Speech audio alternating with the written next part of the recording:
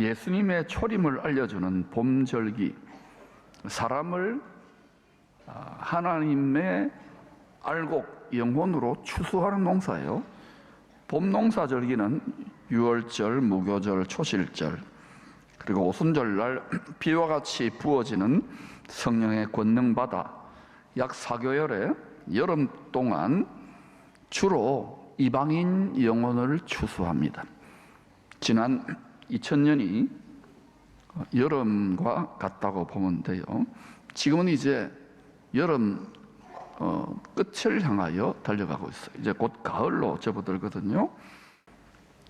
오랜 세월 지켜온 소중한 교회 절기를 구약 레위기 23장의 여호와의 7절기와 연결시켜서 이해해 보려고 하는 데는 이유가 있어요. 우리가 유대인들처럼 7절기를 그대로 다 지켜보자는 말은 절대 아닙니다. 이 부분은 오해 없으셔야 돼요. 할 수도 없고, 골로새서 2장 16, 17절에서 말씀하신 것처럼 여호와의 절기는 주님 오시는 장래일의 그림자일 뿐입니다. 초림 첫 번째 오셨잖아요. 그리고 약속대로 한 번 더 오신답니다. 그게 가을 절기예요. 그래서 봄에 오셨고 가을에 오시는 거예요. 봄에 시작했고 가을에 시작하는 거예요.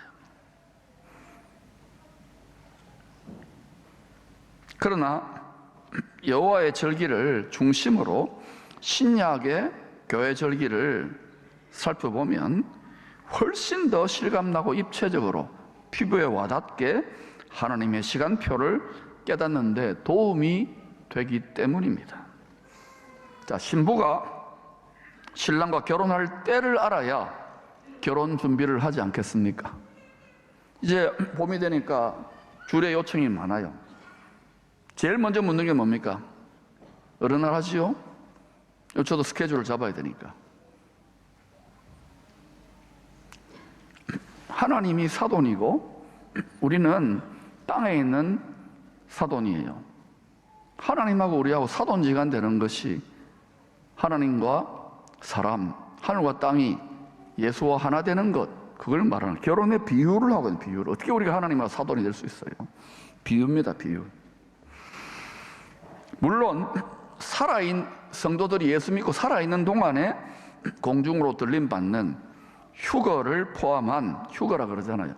옛날에 다미처 선교회라고 막 MBC 9시까지도 80년대 후반에 나타난 이런 휴거를 포함한 주 안에서 죽은 성도들의 첫째 부활, 따라합시다. 첫째 부활. 어린 양의 혼인잔치의 정확한 날과 시간은 알 수가 없어요. 이 결혼식, 하나님과 사람, 그를 믿는 사람, 예수님이 성자 하나님이거든요. 사람이 되셨으니까. 그리고 하늘과 땅, 하늘의 예루살렘과 땅의 예루살렘이 결혼하는 정확한 날과 시간은 누구도 모릅니다. 그 날과 시간은 오직 하나님 아버지만 아셔요. 그러나 그 정확한 날과 시간은 몰라도 우리가 여호와의 7절기를 통하여 결혼 스케줄, 때와 시기, 절기는 우리가 알 수 있거든요. 준비할 수 있는 거예요. 그래서 중요한 거예요.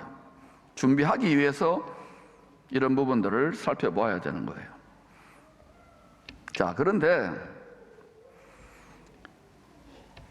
요한계시록 20장 4절, 5절, 6절은 첫째 부활에 참여하는 성도들은 주님과 더불어, 신랑과 더불어 1000년 동안 왕노릇할 것이라고 했습니다.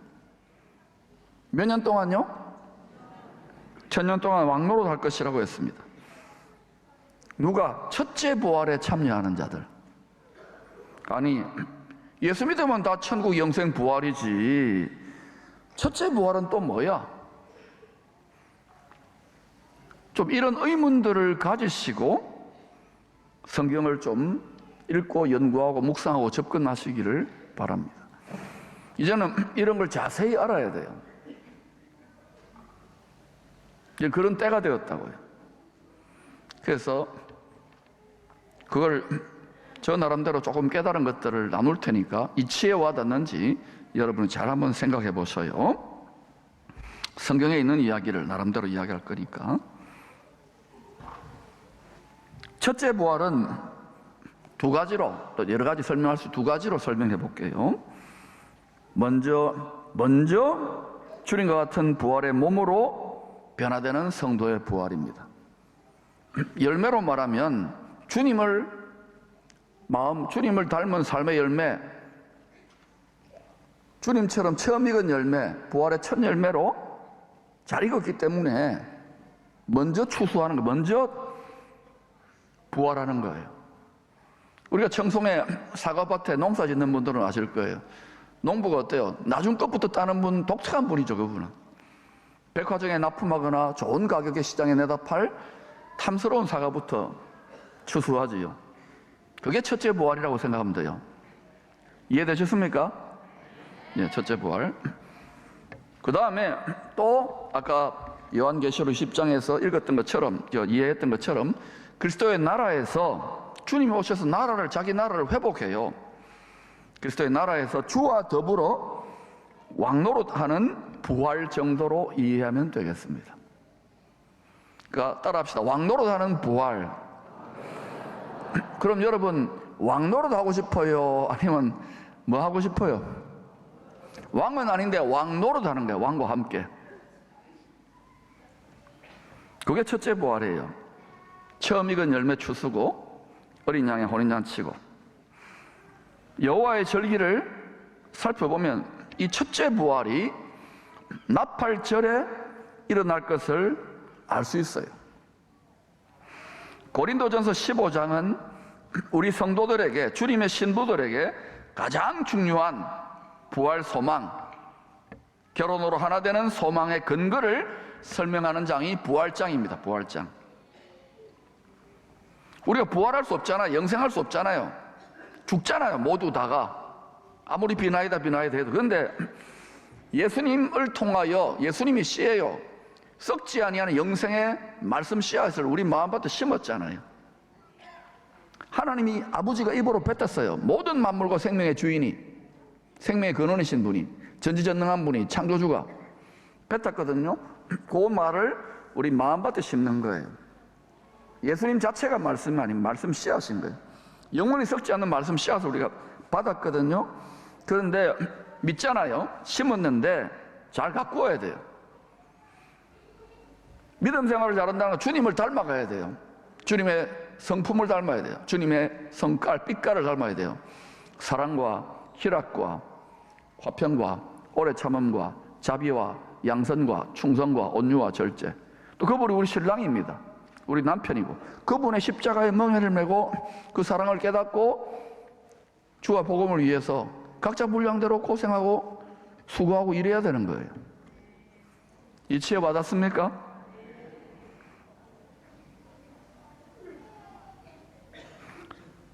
부활은 신부로 비유하면은 신랑과 결혼하여 한 몸.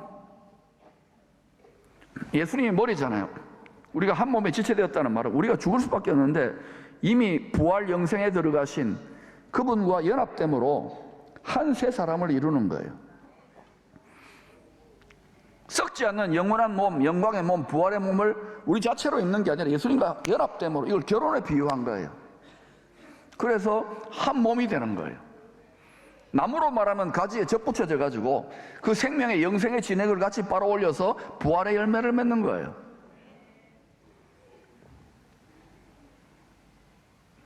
신부로 비유하면 신랑과 결혼하여 한 몸, 즉 같은 본질의 영광의 몸, 부활의 몸을 덧입게 되는 거예요. 그래서 이 몸은 썩는다고요.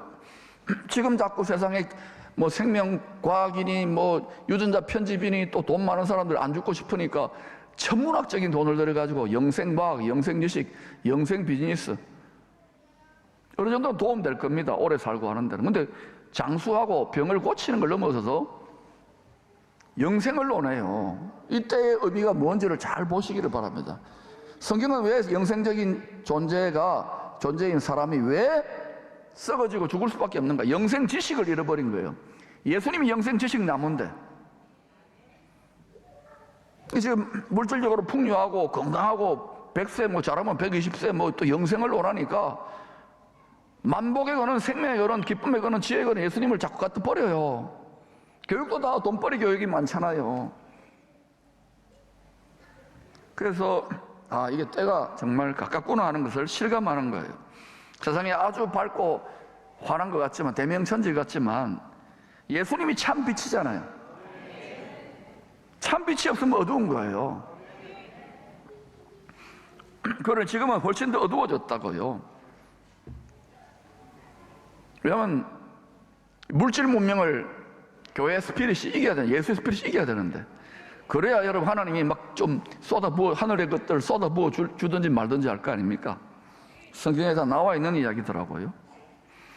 어때요? 예수도 믿지만 우리 돈도 믿잖아요. 금송아지를. 이거 한번 이겨보자는 것, 네, 여러분 고민해도 돼요. 그런데 성경에 나와 있기 때문에 자꾸 말씀을 해드릴게요. 특히 바울은 부활의 처음 익은 열매가 되신 주를 믿는 성도들의 첫째 부활의 신비를, 부활의 처음 익은 열매가 되는 신비를 이렇게 설명했습니다. 고린도전서 15장 51, 52절 시작. 보라, 내가 너희에게 비밀을 말하노니 우리가 다 잠잘 것이 아니요 마지막 나팔에 홀연히 다 변화되리니 나팔 소리가 나매 죽은 자들이 썩지 아니할 것으로 다시 살아나고 우리도 변화되리라. 여러분, 이거 믿는 게 예수 믿는 겁니다. 아유, 나는 이거 안 믿는데요. 근데 교회 다니면 착하게 살려고, 마음의 위로를 받으려고. 그거는 제대로 믿는 게 아니에요. 그거는 부산물이지. 우리가 왜 이렇게 여러분 중에는 막 고생하면서 막 이렇게 그래도 인내하면서 이렇게 믿느냐 하면은, 심지어 순교도 하잖아요. 어떤 사람들은 보라, 내가 너에게 비밀이란데 이건 알 수 없는 비밀, 미스테리. 하나님의 미스테리를 말하노니 우리가 다 잠잘 것이 죽는 것이 아니요 마지막 나팔. 어떤 나팔? 마지막 나팔. 호련이 다 눈 깜짝할 사이 변화되는 거예요. 죽은 자들이 썩지 아니할 것으로 다시 살아나고, 죽은 자들도 죽은 자들의 부활이에요. 그다음에 우리도 변화된다는 것은 살아있는데 공중으로 들림 받아가지고 어린 양의 혼인, 이걸 휴거다, 어린 양의 공중 혼인잔치다, 영생체가 되는 거예요. 산자의 부활인 거예요. 에녹처럼 그냥. 이거 믿습니까?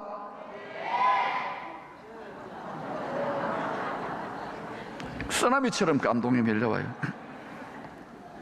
어른들은 야, 나도 믿어봤는데 고생하더라, 예수 믿고, 이렇게 돌아가요. 근데 너희들 아멘 자신 있게 했는데 어른이 돼가지고도 그럴 수 있는지 보자고. 성경을 자꾸 마음 등불을 가지고 성경이 이치에 와닿아야 돼요. 기름 부어 주십니다. 또 같은 첫째 부활의 비밀, 처음 익은 열매로 추수되는 비밀을 조금 다른 방식으로 또 바울이 설명합니다. 데살로니가 전서 4장 16, 17절입니다. 시작.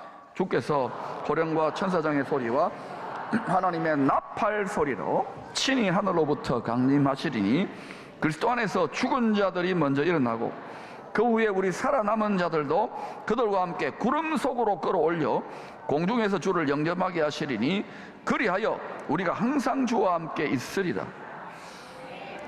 마귀 사탄의 세력은 공중권세 잡은 자라 그랬잖아요. 그러니까 뭐냐면 첫째 부활에 참여하는 자, 처음 익은 열매, 그 다음에 그리스도의 신부들이 믿음의 싸움을, 기도의 싸움, 믿음의 싸움을 싸우면 공중의 권세 잡은 자들이 땅으로 추락하게 돼 있어요. 공중이 청소되기 때문에 요한계시록 12장의 사건이 이루어지는 거예요. 그때 하늘에 있는 자들은 즐거워하라. 그러나 세상에 있는 자, 땅과 바다에 있는 자는 화로다, 이러는 거예요. 왜? 덜 익었기 때문에 성도들이. 그 사람들은 더 익어야 되는 거예요. 나중에 피난처에 들어가서 이제 도피성 같은 데 들어가서 고생하다가 이제 좀 추수돼. 그래서 하늘에 속한 자로 먼저 추수되는 게 좋아요. 이게 구약과 신약을 넘나들어 보십시다. 여러분이 짧은 시간에 이걸 다 이야기할 수는 없어요. 즉 구름 속으로 끌어올려져 휴가라 그러죠. 어린 양의 공중 혼인잔치에 참여하는 것이 성도의 첫째 부활임을 알 수 있습니다. 머리 대신 그리스도와 온전한 한 몸을 이루기 때문에 예수님 부활했으니까 우리도 한 몸이니까 부활체가 되는, 영생체가 되는 거예요. 이게 예수 믿는 자의 영생 불사 방식입니다. 안 죽어요. 천사와 같은 영체와 육체가 하나가 되기 때문에 하늘과 땅이 하나가 된 상태를 미리 맛보는 거예요. 첫째 부활에 참여하면 다시는 사망이 먼저 없어져 버리는 거예요. 부활의 처음 익은 열매이신 주님처럼 극상품 처음 익은 열매로 부활하여 천국 곳간에 추수된다는 의미입니다. 천국에 백화점이 있는지 모르겠지만 제일 천국에 좋은 백화점에 먼저 추수돼 가지고 딱 이렇게 판매대에 올라간다 이거예요. 구름 속으로 끌어올려져 다시 오실 왕과 공중에서 결혼식을 하는 겁니다. 그래서 우리나라 전통 결혼식에는 드라이아이스로 구름 효과를 안 내잖아요. 이 서양 결혼식이 다 성경에 기초하고 있는 거예요. 웨딩 드레스 있고, 원래는 면박도 있어요. 이게 아포칼립스, 계시가 딱 열리는 거예요. 신랑의 얼굴을 보는 거거든요. 그리고 앞으로 이제 우리 성도들, 우리 교회 자매들이 이제 결혼하면은 제가 보면 다 화장하고 이쁘게 하잖아요. 날 받아 놓으니까 결혼식 화장 준비 어마어마하게 해요. 변신을 해버리더라고요. 그 다음에 어때요? 이제 우리 앞으로 자녀들, 이제 딸 특히 결혼할 분들은 머리에 멜류관을 씌워줘야 돼요. 미리 관 쓰고 나오더라고요. 없으면 제가 관을 하나 미리 여러 개 장만해 놓을게요. 저 다이소 같은 데 가면 다 팔아요. 그래가지고 보석도 박아 놓을 테니까 해가지고 가능하면 이렇게 목에 기부스할 정도로 큰 멜류관을 씌워 드릴게요. 이게 다 뭐냐면 이 웨딩드레스 빛나잖아요. 하얀 세마, 빛나고 하얀 세마 보신 거예요. 빛의 후사인 거예요. 다 이게 성경 이야기를 하는 거예요. 좋은 건 알아가지고. 근데 결혼식 장소 어디라고요? 공중에서 하는, 공중에서. 결혼식장도 우리 사돈이신 하나님 아버지 측에서 다 준비하는 거예요. 예수님이 다 준비해버려요. 우리는 뭐만 준비하면 되느냐면은 우리는 주님을 닮은 속사람의 성품, 이거 밀가부로, 육체의 정욕을 가부로 내는 게 힘든 거예요.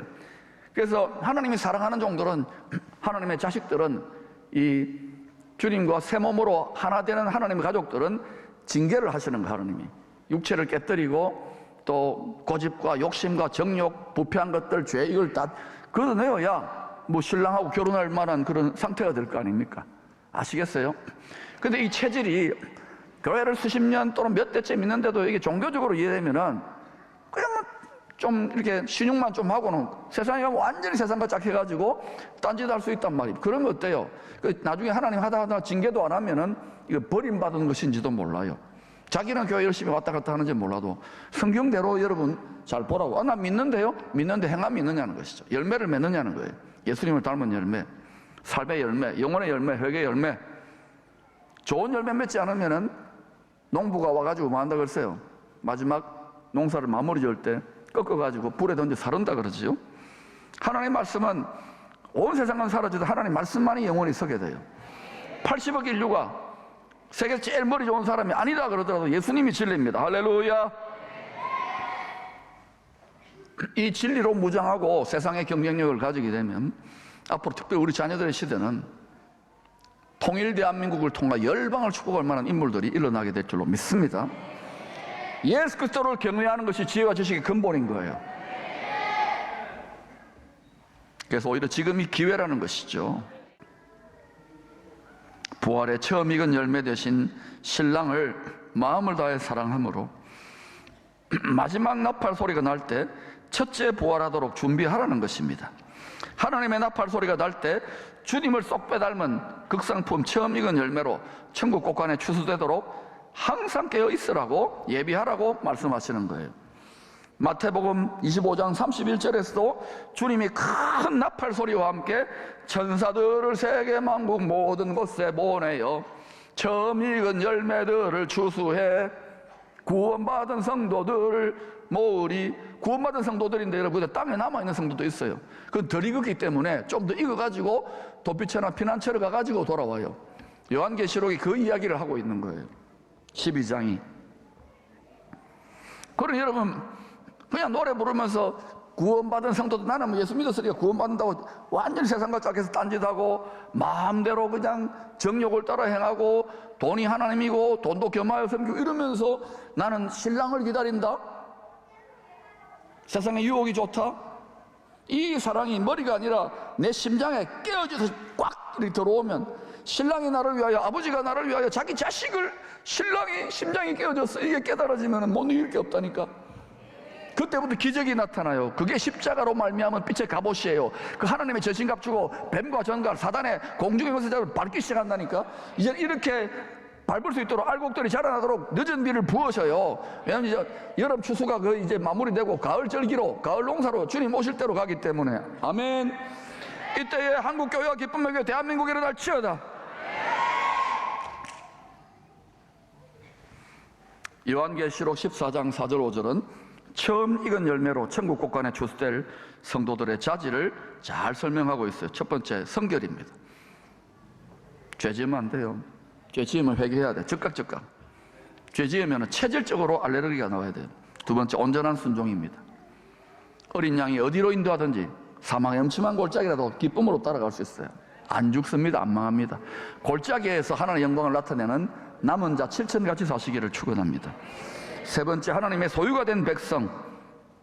하나님의 소유가 된 백성이 되어야 돼요. 소유가 된 백성. 소유권을 내 모든 생사화복, 내 인생 모든 계획을 하나님께 맡겨야 돼요. 어때요? 하나님은 나의 주인입니다 해놓고는 내가 내 인생의 주인이다, 이걸 노래 부르잖아요. 세상에 속지 말라는 하나님 말씀에 더 붙어 있어야 돼요. 네 번째는 오직 하나님의 말. 우리가 막 욕하고 남 비난하고 교회 안에 그런 거 많잖아. 뒷소리 그런 거 하면 안 돼. 성경을 깨달아 오직 하나님의 말, 축복하는 말, 기도하는 말, 사랑하는 말, 위로하는 말, 천국 복음을 외치는 말을 하시기를 축원합니다. 교회는 말로 세워지고 말로 무너지는 거예요. 여러분 남 판단하고 남 씹는 거 잘하는 분들은요, 죄송하지만 자기가 하나님의 재판장 자리에 앉아서 교만의 죄를 짓는 거예요. 그러니까 늘 얼굴이 어둡고 싸나워요. 율법 아래 갇혀 있는 거예요. 깨어질지어다. 그 선악지식 판단이 십자가 나무에 못 박혀서 여러분의 마음 중심이 생명나무로 바뀌어질지어다. 생명나무에 접붙여질 때에 성령의 열매가 맺히는 거예요. 그때부터 제대로 철들고 성령의 진액이 올라오는 거예요. 할렐루야. 성경은 하나님 아버지 집안의 가장 큰 잔치가 하나님의 나팔을 불 때 열릴 것을 알려줍니다. 가장 집안의 큰 경사가 잔치 아닌 결혼잔치. 나팔절에 부는 이 마지막 나팔, 하나님의 나팔, 큰 나팔은 요한계시록 8장, 9장, 10장, 11장에 7 천사들이 부는 7 나팔과 관련이 있습니다. 이 이스라엘은 이 나팔절의 신비를 모른 채로 무려 3,500년간이나 3,500년간이에요. 어린 양의 혼인잔치 리허설을 해왔던 거예요. 나팔절에 히브리 말은 욤 테루아입니다. 하늘의 문이 열리는 때, 또 이리로 올라오라, 생명책을 펼치는 때 등과 같은 여러 가지 의미를 갖고 있습니다. 주님의 재림을 알리는 나팔절에는 4가지 방식의 나팔을 불었습니다. 3일 동안 이 나팔들을 부른대요. 나팔절에 3일째 오실 왕을 통한 새 나라, 새 창조의 시작, 그리스도의 나라가 시작된다는 거예요. 새로운 시즌이 됨을 선포하는 마지막 나팔, 하나님의 나팔, 큰 나팔이 데키야 하카도르입니다. 타락하기 전에 첫사람 아담은 하나님이 혼신을 다하여 모든 호흡을 불어넣어 리빙 소울, 걸작 중의 걸작으로 영생하는 하나님과 참된 경배와 소통을 하는 존재로 창조를 하셨어요. 어린 양의 결혼식을 잘 준비한 죄인들 중에서도 회개하고 예수 믿고 어린 양의 결혼식을 잘 준비한 설기 있는 신부들에게는 하나님이 친히 혼신을 다하여 부르는 데키야 하카도로 큰 나팔, 이 나팔 소리를 듣고 성도 신부들이 저렇게 가는 거예요. 첫째 부활을 이루시는 거예요. 그러나 첫째 부활, 어린 양의 잔치에 참여하지 못하는 사람들이 더 많을 겁니다. 죄송하지만 이분들은 익어야 돼요. 땅에 남아가지고. 이때에 소위 짐승의 표라고 하지요. 이 세상에 그런 부분에서 연단을 받고 이제 또 피난처가 예비되어져요. 이렇게 오든지 아니면 믿음을 포기하는 자도 있겠지요. 하나님의 성경대로 지금 구약과 신약대로 창세기부터 계시록까지 계속 같은 패턴으로 하나님의 추수, 영혼의 추수, 하나님을 닮은 영혼의 추수를 하고 있다는 것을 기억하시기를 축복합니다. 생활 선교사들이 되십시다. 이 세 종류의 나팔을 번갈아 99번 정도 부른 후에 100번째 부르는 마지막 나팔이 데키야 하까도르입니다. 이 데키야 하까도르 마지막 나팔, 하나님의 나팔, 큰 나팔 소리가 날 때 어린 양의 호린잔치, 첫째 부활, 처음 익은 열매들의 추수가 있을 것입니다. 그러므로 항상 깨어 서로 격려하며 위로하며 성경의 나팔 소리에 귀 기울여 모두 다 이 첫째 부활에 참여할 수 있기를 축원합니다.